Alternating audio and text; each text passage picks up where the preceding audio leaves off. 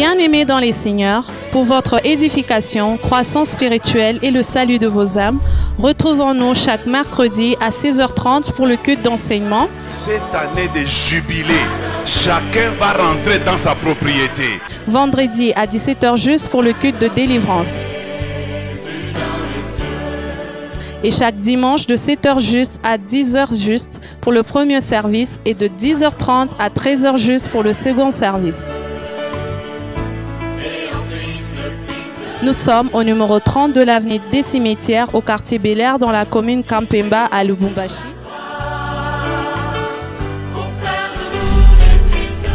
Cordial bienvenue à l'église Bread of Life Congo, paroisse mère, et que Dieu vous bénisse.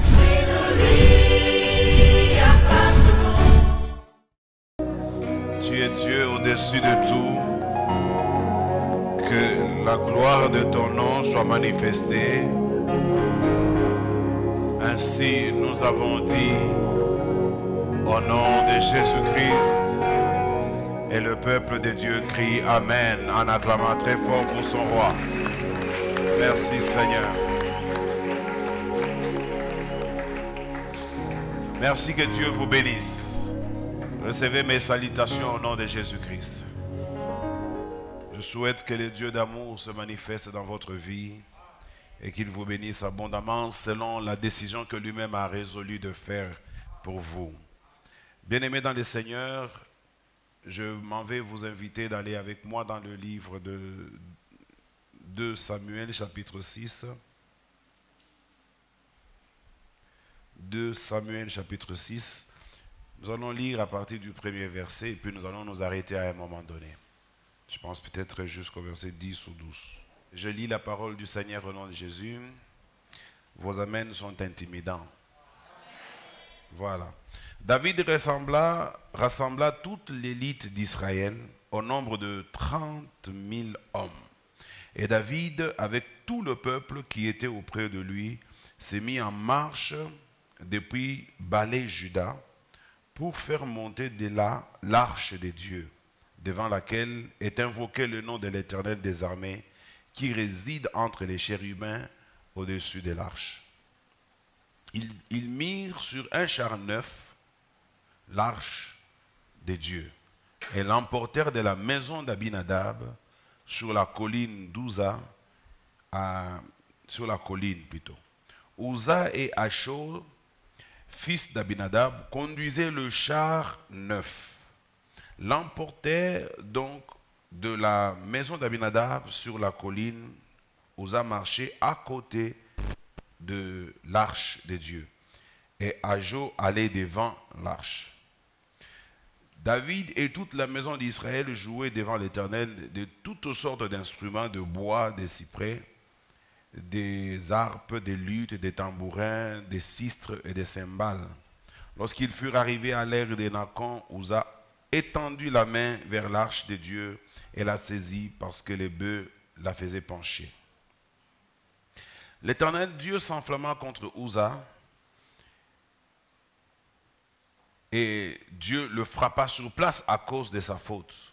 Uza mourut là, près de l'arche de Dieu. David fut irrité de ce que l'Éternel avait frappé Uza d'un tel châtiment. Et ce lieu a été appelé jusqu'à ce jour Péret Uza. David eut peur de l'Éternel en ce jour-là et dit, comment l'arche de l'Éternel entrerait-elle chez moi? Il ne voulut pas retirer l'arche de l'Éternel de chez lui dans la cité de David, et il a conduit dans la maison d'Obed-Édom de Gath. L'arche de l'Éternel resta 3 mois dans la maison d'Obed-Édom de Gath, et l'Éternel bénit Obed-Édom et toute sa maison. On vint dire au roi David, l'Éternel a béni la maison d'Obed-Édom et tout ce qui était à lui à cause de l'arche de Dieu. Et David s'est mis en route et il fit monter l'arche de Dieu depuis la maison d'Édom jusqu'à la cité de David au milieu des réjouissances. Parole du Seigneur au nom de Jésus-Christ. J'ai intitulé mon message de ce matin, incline ton cœur dans celui de Dieu. Incline ton cœur dans celui de Dieu. Incline ton cœur dans le cœur de Dieu. Ici, nous voyons une histoire qui se passe à une époque où David est devenu roi. Pour la petite histoire, David, vous savez qu'il avait été oint déjà vers l'âge de 12 ans par le prophète qui a été appelé Samuel. Vous le savez, non? Non, c'est Samuel? Oui, par Samuel. Mais David a été oint 3 fois. C'est pourquoi j'ai eu cette petite confusion. Il a été oint 3 fois. La première onction, c'était par Samuel, quand il était encore gardien dans le bois, dans la forêt. Et la deuxième onction, David l'avait reçue quand il est devenu roi à Hébron. Parce que vous savez que David, dès que Saül, Jonathan sont morts, David n'a pas directement accédé au trône d'Israël. David n'avait pas été accepté par les enfants d'Israël. Et ainsi, le fils de Saül, qui s'appelait Ish-Bosheth, c'est celui-là qui va prendre le trône de Saül juste après la mort de Saül. Pendant ce temps, David avait quand même été accepté par son peuple, le peuple de Juda. À cette époque, le royaume était divisé. Il y avait, comme vous le savez, d'un côté Israël, de l'autre côté le royaume de Juda. Et la capitale du royaume de Juda s'appelait Hébron, et la capitale de Jérusalem, plutôt d'Israël, s'appelait Jérusalem. Alors Ish-Bosheth, le fils de Saül, régnait à Jérusalem, et David, l'homme selon le cœur de Dieu, n'est régné qu'à Hébron. Et cette situation a duré 6 ans. 6 ans. Alors, quand vous prenez le temps que cette histoire de l'arche a duré, vous allez comprendre quelque chose d'un peu anormal. Vous connaissez tous que l'arche, c'est Moïse qui l'avait fabriquée. C'était depuis le désert, sur instruction personnelle de Dieu. Et il était tout en or, avec des anges qu'on appelle les chérubins qui étaient au-dessus de l'arche, et leurs ailes se touchaient, et ils étaient à genoux au-dessus de l'arche. Et l'arche était toujours transportée par les souverains sacrificateurs ou par les Lévites. Alors, l'arche de l'Éternel fut à un moment donné entre les mains des Philistins. Quelqu'un me donne un bon amen. L'arche de l'Éternel, imaginez-vous, l'arche de l'Éternel que Dieu avait inspiré à Moïse depuis le désert pendant des années. Il était toujours à la disposition des enfants d'Israël, mais une fois, l'arche a quitté la main des enfants d'Israël pour aller dans les mains des Philistins. Qu'est-ce qui s'était passé à l'époque? À l'époque, les enfants d'Israël avaient péché et ils avaient abandonné Dieu. Vous savez, quand Dieu est avec vous, vous pouvez vous habituer à lui, n'est-ce pas? Mais je vous conseille de ne pas vous habituer à lui. On ne s'habitue pas à Dieu. Quelqu'un me donne un bon amen. Quand quelqu'un fait quelque chose et qu'il réussit dans la vie, il pense qu'il a maîtrisé Dieu. On ne maîtrise pas Dieu. Chaque jour, quand tu te réveilles, pose-toi la question de savoir comment a été ma marche avec Dieu. Qu'est-ce que je fais de mal? Et reviens sur tes pas. Là où tu as mal fait, corrige. Que l'amour de Dieu soit manifesté en toi et que chaque fois que tu seras égaré, que l'Éternel te remette sur les rails. Quand quelqu'un exerce un ministère, quand quelqu'un est à l'œuvre de Dieu, il peut être soit un grand donneur dans l'Église, il peut également être un serviteur de Dieu qui travaille pour Dieu dans l'évangélisation, dans l'encadrement des masses. Il est devenu serviteur de Dieu. Il peut être dans l'église, dans une fonction quelconque.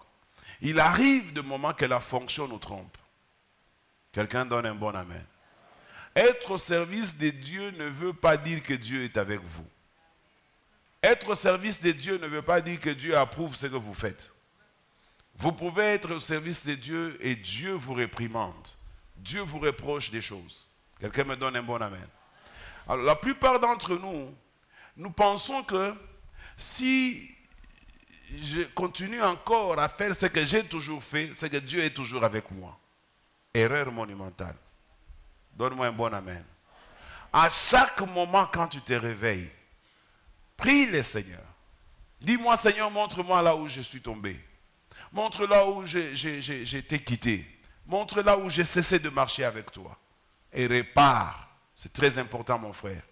Parce qu'il y a des gens qui ont marché pendant longtemps au service de Dieu sans être avec Dieu. Et c'est horrible. C'est le cas des enfants d'Israël. Un jour, ils avaient déjà abandonné Dieu. Et il y avait guerre, il y avait bataille. À l'époque, c'était le sacrificateur Élie qui était juge en Israël. Ils sont allés en guerre, toujours contre les Philistins. Et là-bas, ils ont été battus. Ils ont fui. Et ils se sont dit, cette fois-ci, allons chercher l'arche de l'Éternel. Si nous l'amenons, nous allons peut-être vaincre les Philistins. L'arche de l'Éternel sans Dieu, l'arche ne représente absolument rien. La Bible que vous avez sans Dieu, elle ne représente absolument rien. L'huile d'onction que vous pouvez acheter en ville et pour laquelle on a prié, mais sans Dieu, ça ne représenterait absolument rien. C'est pourquoi, bien aimé, je vous exhorte ce matin, cherchons la face de Dieu. Cherchons la présence de Dieu dans notre vie. C'est très important. Très important. Chers amis du Prestime, c'est bien de chanter pour Dieu. Je vous encourage. Vous savez très bien que c'est le seul ministère qui persistera. Même au-delà de la vie terrestre, votre ministère tiendra toujours. Même au ciel, nous chanterons pour Dieu avec les instruments que vous utilisez. Et je suis curieux de voir comment est-ce que ça va se passer. Les anges jouant avec leurs instruments et les humains utilisant aussi les leurs. Ça sera agréable. Il ne faut pas manquer ces jours-là. Moi également. Alors, ils sont allés chercher l'arche. Comme ils avaient déjà quitté Dieu ou abandonné Dieu, les Philistins les ont tabassés une fois de plus et ils ont perdu l'arche qui est tombée entre les mains des Philistins. Ce qui m'étonne, les enfants d'Israël, après ce moment-là, ils n'ont jamais fait un effort pour aller chercher là où était partie l'arche. L'arche entre les mains des Philistins. Et c'était la fin du règne du sacrificateur Élie. Le même jour, Élie est décédé parce qu'il a appris que ses enfants qui étaient au fond sont morts en même temps qu'on a pris l'arche, on les a aussi tués. Et Élie, il était déjà vieux, il est tombé, il s'est brisé la nuque et il a rendu l'âme. Alors, l'un des enfants qui s'appelait d'Élie les sacrificateurs s'appelait Phinès. Quand Phinès a entendu, plutôt la femme de Phinès a entendu la mauvaise nouvelle qu'on avait pris l'arche, que son mari et son frère étaient décédés et que les sacrificateurs venaient de mourir également, cette femme était enceinte et du coup elle a eu les douleurs d'enfantement, elle a accouché un enfant. Et on lui a dit que tu as accouché d'un fils. Elle a donné à son fils le nom de Ichabod, ce qui veut dire la gloire est bannie d'Israël. La présence de Dieu n'est plus là. Comment expliquer qu'on peut prendre l'arche, on peut tuer en même temps les deux enfants du sacrificateur et le même jour le sacrificateur est mort, c'est fini, Dieu nous a abandonnés. Elle a compris, elle a donné à son enfant le nom de Ichabod. La gloire est bannie. Bien-aimé dans le Seigneur, je continue toujours à me poser la question, mais comment se fait-il que l'arche soit restée très longtemps chez les Philistins? Parce qu'après le sacrificateur Élie, nous aurons un autre juge qui viendra. C'est le prophète Samuel. Samuel qui a grandi dans la maison d'Élie. Samuel qui est devenu aussi un grand homme de Dieu. Samuel va régner plus ou moins 20 ans en Israël en tant que prophète et en tant que juge. Aujourd'hui, on l'appellerait roi. Pendant 20 ans, Samuel n'a jamais eu l'occasion d'aller chercher l'arche. Alors que là où l'arche est partie, l'arche a causé beaucoup de problèmes dans la vie des enfants d'Israël et des Philistins. Les Philistins ont fait ça. D'abord, ils ont pris la première fois cette arche, parce qu'ils savaient que dans cette arche, il y avait la présence et la gloire de Dieu. Ils sont allés l'amener dans leur temple pour ajouter de la puissance à leur divinité. Et à l'époque, eux, ils adoraient un certain Dieu qui s'appelait Dagon. Ils avaient fait un monument de Dagon dans leur lieu de culte.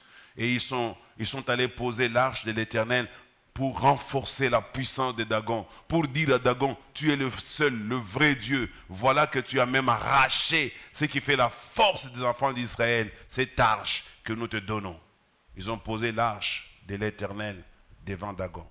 La Bible nous renseigne que le lendemain matin, quand ils sont revenus, ils ont trouvé que Dagon était tombé face contre terre. Ils ont dit peut-être qu'il y a eu un vent ou quelque chose comme ça. Ils l'ont relevé. Je suis toujours très étonné de constater qu'il y a des gens qui pensent que Dieu peut être un objet. Ils ont un Dieu représenté en forme d'objet. Ils ont relevé Dagon. Notre Dieu n'a pas besoin qu'on puisse l'aider. Notre Dieu se suffit à lui-même. C'est pourquoi on l'appelle Elohim. Le lendemain matin, ils reviennent encore. Ils trouvent cette fois-ci Dagon est en miettes. Il n'a plus de bras, il n'a plus de jambes, il lui reste seulement le tronc. Ils ont compris que non, l'arche ici nous pose des problèmes. Ils ont commencé à se renvoyer l'arche dans les différentes villes de Philistins. Ils envoient ça dans une autre ville. Dans cette ville-là, ils disent, ah non, nous avons appris ce que cette arche a fait là-bas.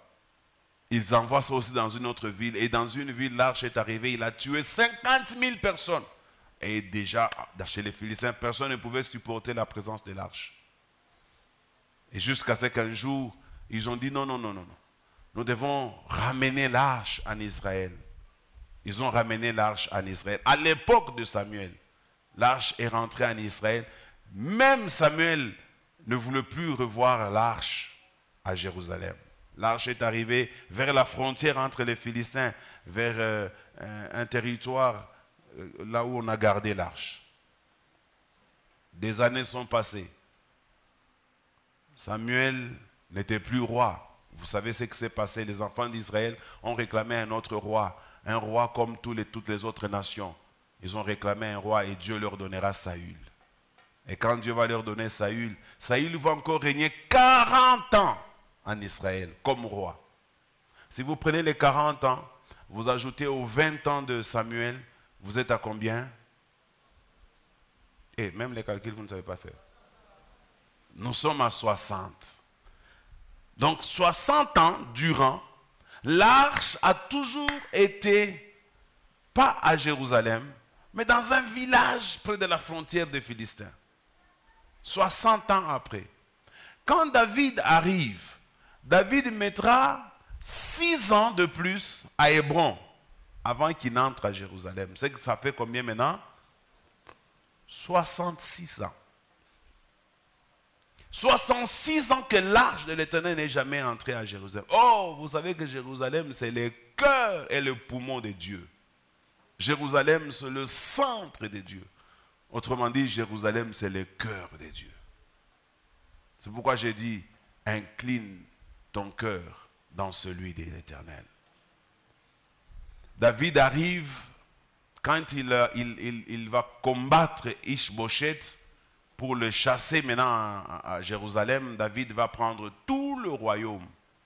Et quand David prend tout le royaume, la première chose que David va faire, c'est de s'enquérir où se trouve l'arche de l'Éternel. David va décider d'aller récupérer l'arche.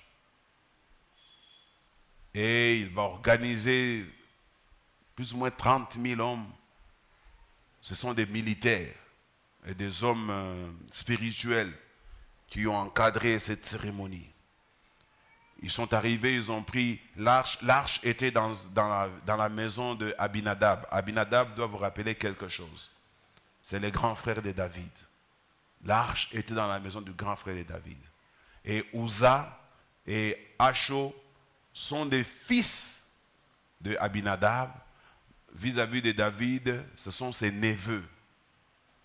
Alors ils se sont placés Acho devant l'arche, Uza à côté de l'arche, et ils ont mis l'arche sur un bœuf neuf un char neuf pour accompagner cela jusqu'à Jérusalem, dans la cité de David.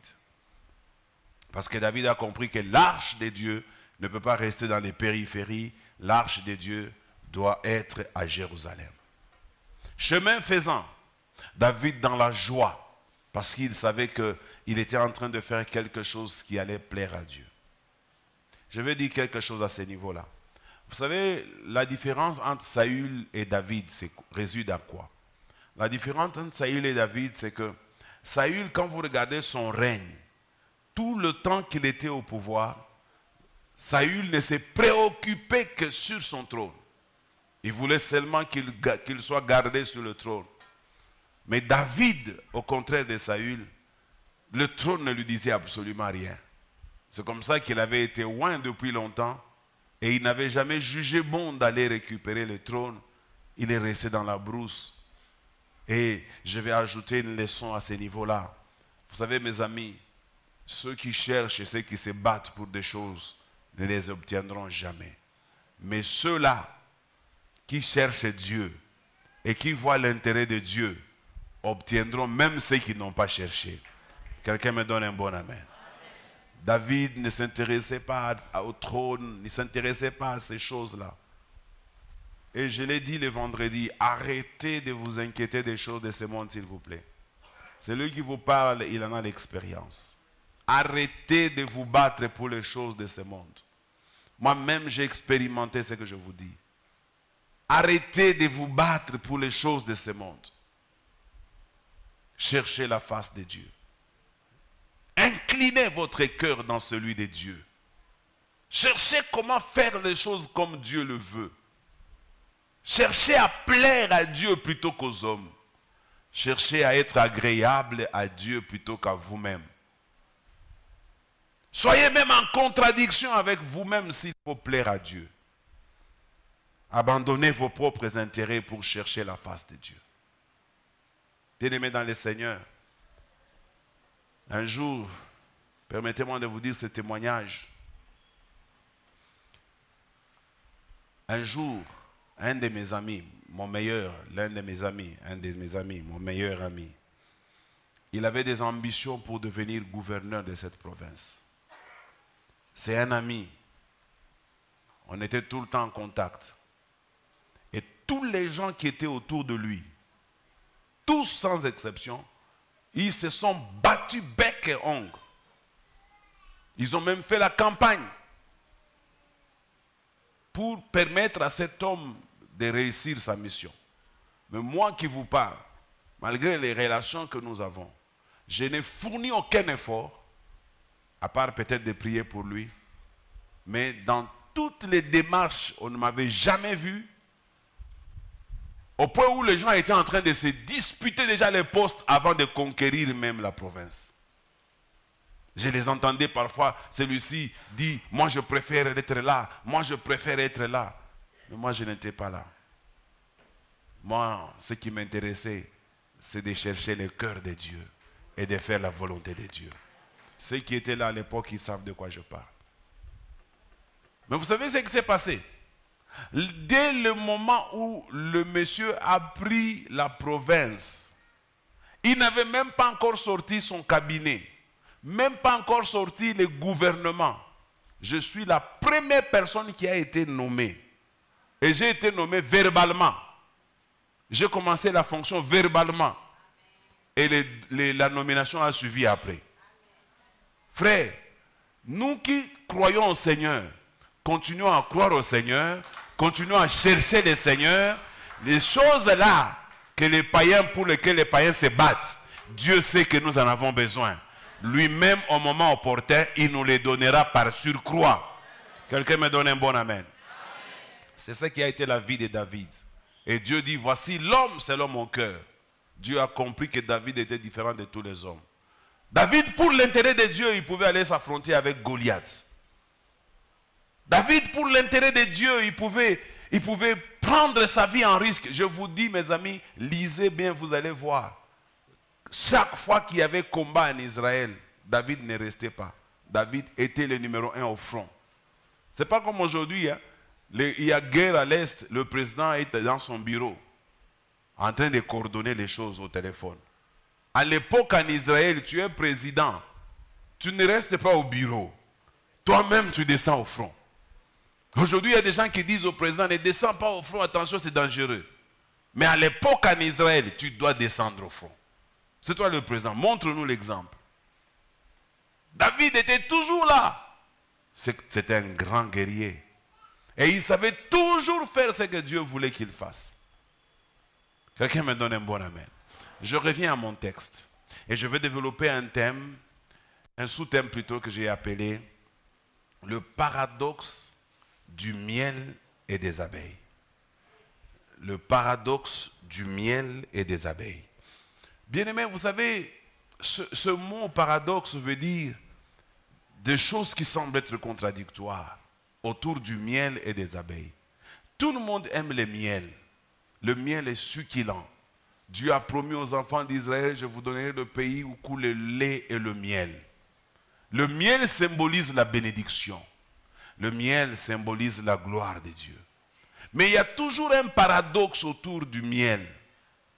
Celui qui veut manger le miel, ou celui qui veut prendre en possession le miel, il doit affronter les abeilles.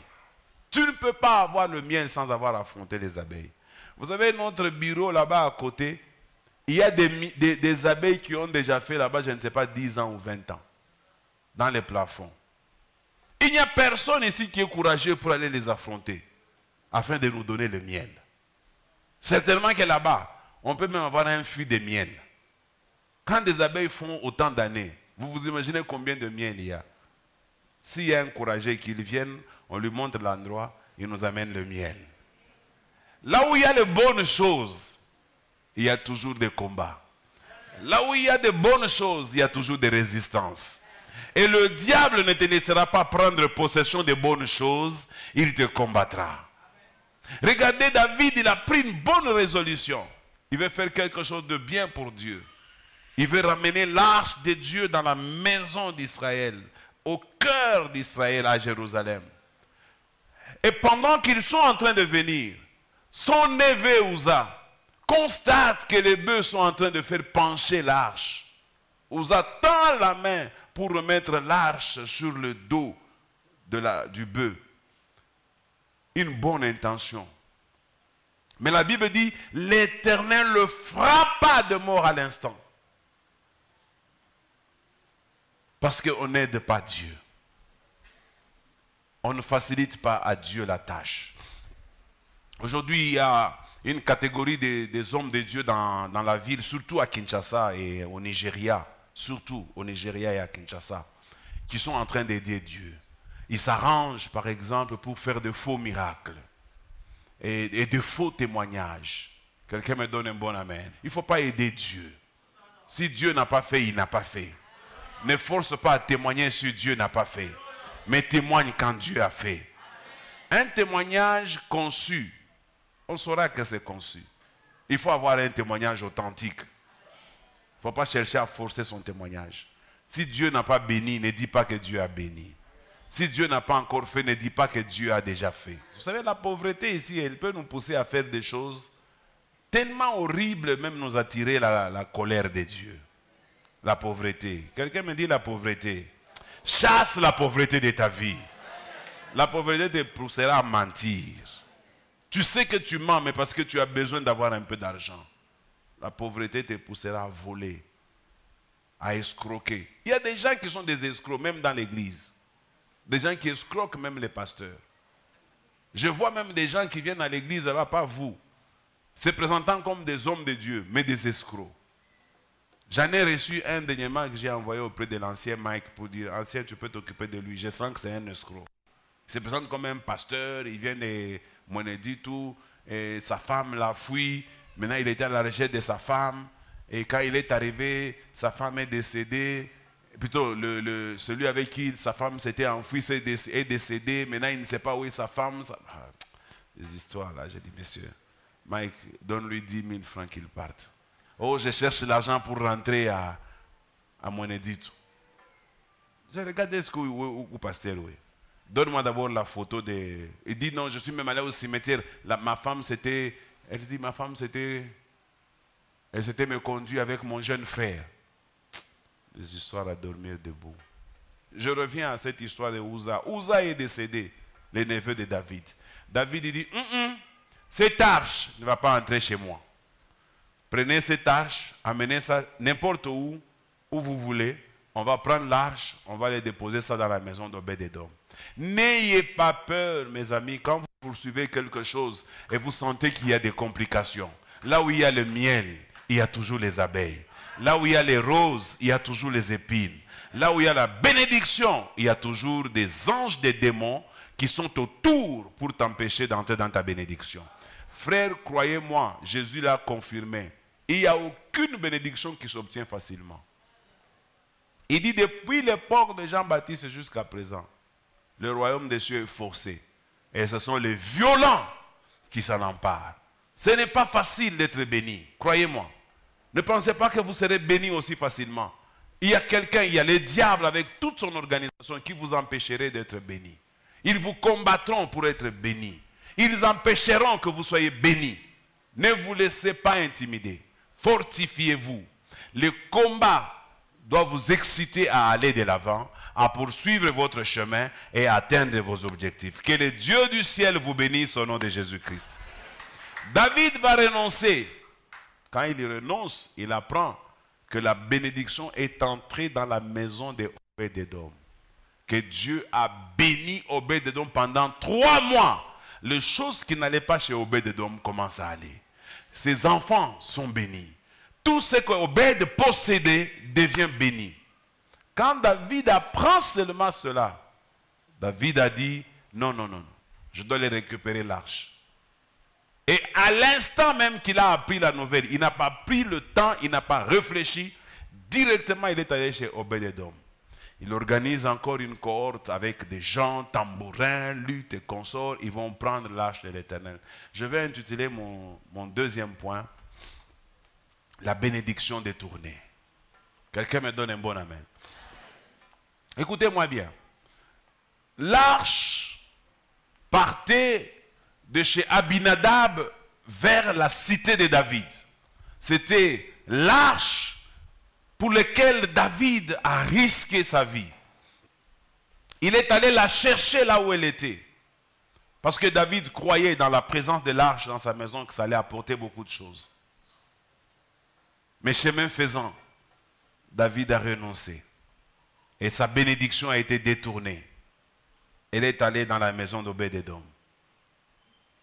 Est-ce que vous savez que quelqu'un peut prendre la bénédiction de quelqu'un d'autre? Donne-moi un bon amen et je t'explique bien. Quelqu'un peut prendre la bénédiction de quelqu'un d'autre.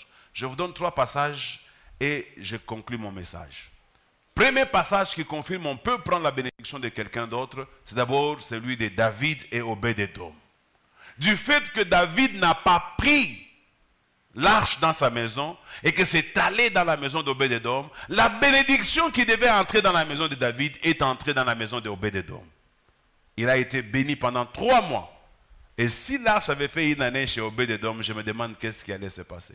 Une bénédiction destinée à David se retrouve entre les mains de quelqu'un d'autre. Je vous donne encore un autre exemple, un autre verset. La Bible dit, ceux qui appartiennent à Christ, c'est Christ lui-même qui l'a dit, ils vont moissonner là où ils n'ont pas sémé. D'autres ont travaillé, mais eux, ils viendront moissonner. Frère, il y a des moments, quelqu'un peut construire une maison. Pendant qu'il construit la maison, il ne construit pas pour lui, mais il la construit pour toi. Dieu peut utiliser un homme sur la terre. Il fait un travail pour que toi, tu viennes manger. On peut créer un bureau de l'État. Le premier qui a créé ce bureau de l'État, qui a travaillé beaucoup pour ce bureau de l'État, il t'a tout simplement précédé pour le préparer pour toi. Tu es celui qui viendra entrer dans la gloire. Il y a des gens qui ont travaillé, mais c'est d'autres personnes qui sont entrées dans la gloire. Bien-aimé dans le Seigneur, tu peux marquer ta vie en jouissant de la bénédiction de quelqu'un d'autre. Donne-moi un bon amen. Une femme s'est battue à côté d'un homme. Un jour, il arrive que cette femme n'est plus. Et c'est une autre femme qui entre dans cette bénédiction. C'est possible. Moi, je le crois. Ça fait mal aux femmes. Elles se disent, pourquoi moi je me suis battu et c'est quelqu'un d'autre qui viendra entrer. Oui, ça s'est fait. Mais aujourd'hui, le message que je vous ai envoyé, que je vous amène, c'est celui de dire, n'accepte pas que ta bénédiction entre dans la vie de quelqu'un d'autre. Je suis venu te dire, révolte-toi, réclame ta bénédiction, elle doit te revenir à toi parce que cette bénédiction t'a été destinée au nom de Jésus-Christ. Et moi-même, je dis aussi, Seigneur, je vais incliner mon cœur dans ton cœur, afin que toute bénédiction qui m'a été destinée, mais qui a été détournée, parce qu'à un moment donné, moi j'ai eu peur. À un moment donné, moi j'ai douté. À un moment donné, moi j'ai péché. À cause de cela, ma bénédiction est partie auprès de quelqu'un d'autre. Je réclame cette bénédiction au nom de Jésus-Christ. Et je veux que tu réclames aussi ta bénédiction qui a été détournée au nom puissant de Jésus-Christ. Bien-aimé dans le Seigneur, voici la conclusion de mon message. Qu'est-ce que je veux te dire ce matin? Je veux te dire ce matin que dans la vie, il faut toujours espérer que ce que nous avons perdu, nous pouvons les récupérer. Ce que nous avons cherché pendant longtemps et que par moments le diable nous a embrouillés, il a détourné cela, mais c'est toujours possible que nous puissions les récupérer. Et je souhaite à quelqu'un, récupère ce que tu as perdu, récupère le temps que tu as perdu, récupère ton mariage que tu as perdu, récupère tes enfants que tu as perdus, récupère ton bonheur que tu as perdu, récupère ta bénédiction que tu as perdue, et tout celui qui a pris ce qui t'appartient, il va les donner au nom de Jésus-Christ.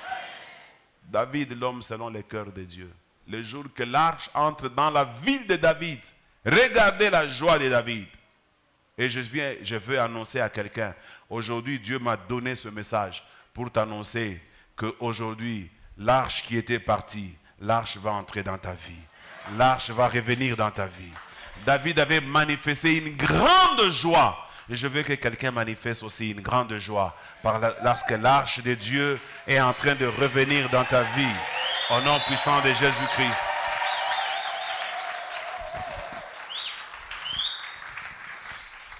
Et je crois de tout mon cœur et de toute mon âme que ce message concerne quelqu'un. Tu avais perdu espoir. Tu t'étais posé beaucoup de questions à ce sujet. Tu te demandais comment cela se fera-t-il. Mais moi je te dis aujourd'hui, c'est dimanche. C'est un dimanche où Dieu est en train de te faire entrer dans tes droits. Tu as perdu une fonction, tu as perdu une opportunité parce qu'il y avait des gens autour de toi qui ont mal parlé de toi, qui ont conçu des complots contre toi. Mais le Dieu d'amour m'a dit de te dire, c'est fini aujourd'hui. Aujourd'hui, l'arche va rentrer à sa place. L'arche va rentrer là où elle devait aller.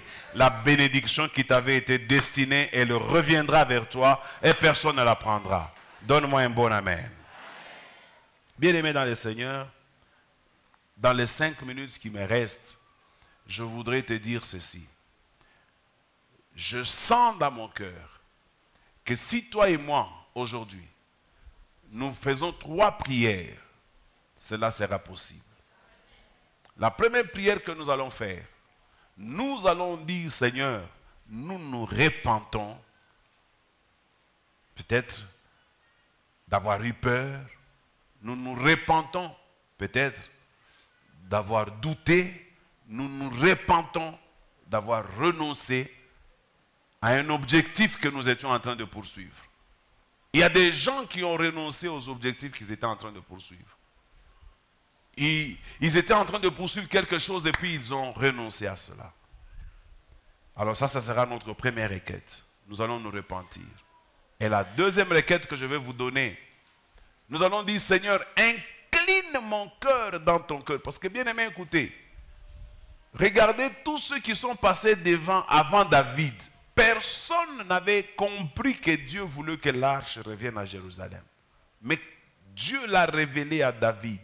Parce que David a réussi à incliner son cœur devant celui de Dieu. Il y a des gens qui font des choses sans savoir que pense Dieu. Que dit Dieu à ce sujet? Quelle est la volonté de Dieu à ce sujet? Ils font des choses par eux-mêmes sans tenir compte de Dieu. Troisièmement, nous allons prier pour dire à Dieu, Seigneur, je veux rentrer dans mes droits. Je vais rentrer dans ma possession. Je vais rentrer dans ma propriété. Croyez-moi. Tiens-toi debout. On va prier le Seigneur.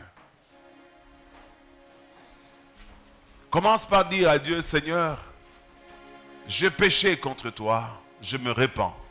Je doutais de toi, je me repens. J'ai abandonné un chemin que je poursuivais parce que j'avais eu peur à cause des obstacles que j'ai rencontrés. J'étais dans un département, j'ai rencontré des obstacles, j'ai arrêté. Et depuis lors, je ne fais plus rien. J'étais en train de vouloir faire quelque chose pour toi, mais je n'ai plus fait ça.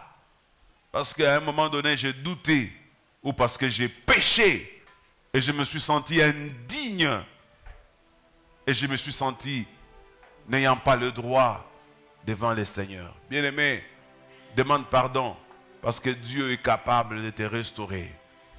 Il peut te pardonner. Il peut faire de toi une nouvelle créature et repartir à zéro. Si tu as des doutes, il peut créer en toi la foi. Si tu as peur, il peut faire partir la peur pour te donner la foi. Répands-toi et commence à prier le Seigneur. Père, au nom puissant de Jésus-Christ, nous revenons à toi comme étant ton Église. Nous prions pour que ton amour soit manifesté à notre égard.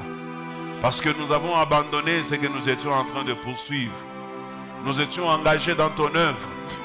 Mais il est arrivé des obstacles. Et nous avons renoncé, nous avons abandonné. Ma prière que je t'adresse aujourd'hui, je ne veux pas abandonner. Je ne veux pas renoncer. Aide-moi, éternel Dieu des armées, à me remettre. À me remettre de mes doutes. À me remettre de mes peurs. À me remettre de mes péchés. Je veux, éternel Dieu des armées, que je revienne auprès de toi encore une fois de plus. Et que je puisse espérer. Oh Dieu Tout-Puissant, ton amour est immense. Lave-moi et purifie-moi dans ton amour.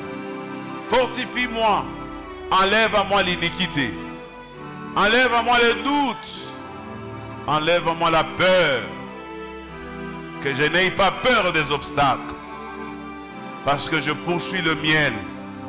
Parce que je poursuis la gloire de Dieu. S'il te plaît, aide-moi.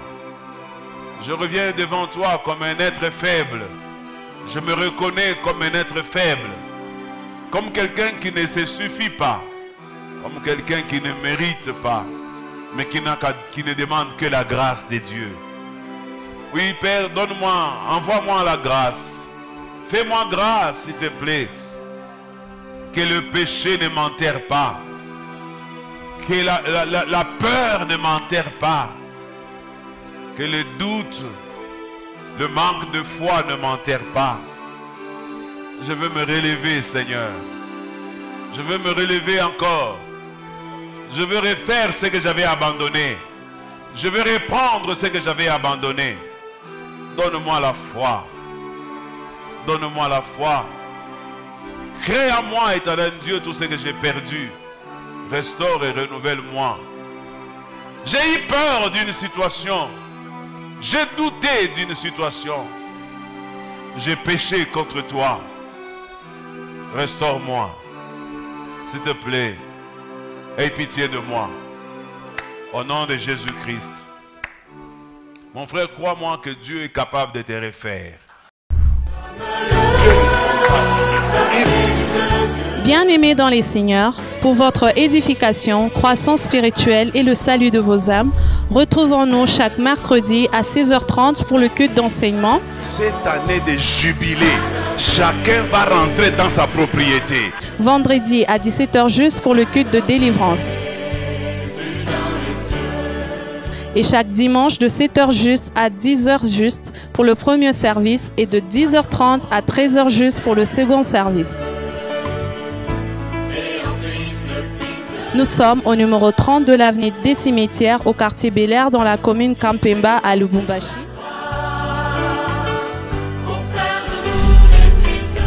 Cordial bienvenue à l'église Bread of Life Congo, paroisse mère, et que Dieu vous bénisse.